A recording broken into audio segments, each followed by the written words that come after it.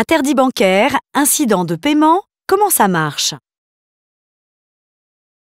Parmi ses missions, la Banque de France doit permettre au secteur bancaire d'apprécier la solvabilité de sa clientèle, de prévenir le surendettement des particuliers, tout en luttant contre l'émission de chèques sans provision.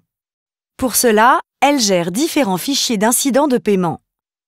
Ainsi, l'expression « être fiché à la Banque de France » signifie être inscrit à l'un des principaux fichiers suivants.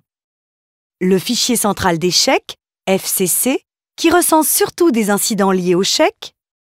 Le fichier national des incidents de remboursement des crédits aux particuliers, FICP, qui concerne les crédits et le surendettement.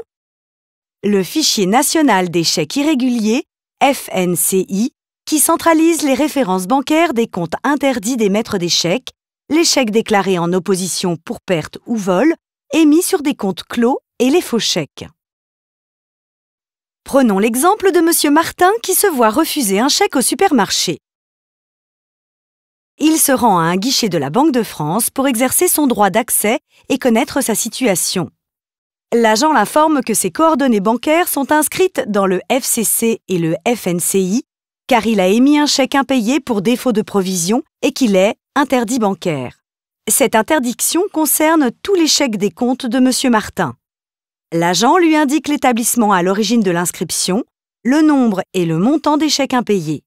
Il lui explique comment régulariser les chèques sans provision pour que sa banque radie son inscription. Autre exemple, Madame Faure veut acheter une automobile neuve, mais la société de financement interrogée par le concessionnaire refuse de lui accorder un crédit.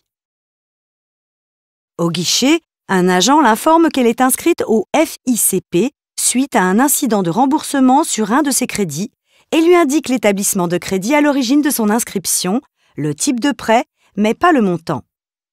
Il lui explique comment régulariser les impayés auprès de cet établissement afin de radier son inscription.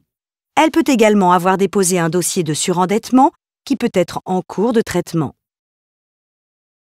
À défaut de régularisation, M. Martin et Mme Faure resteront inscrits durant 5 ans dans ces fichiers.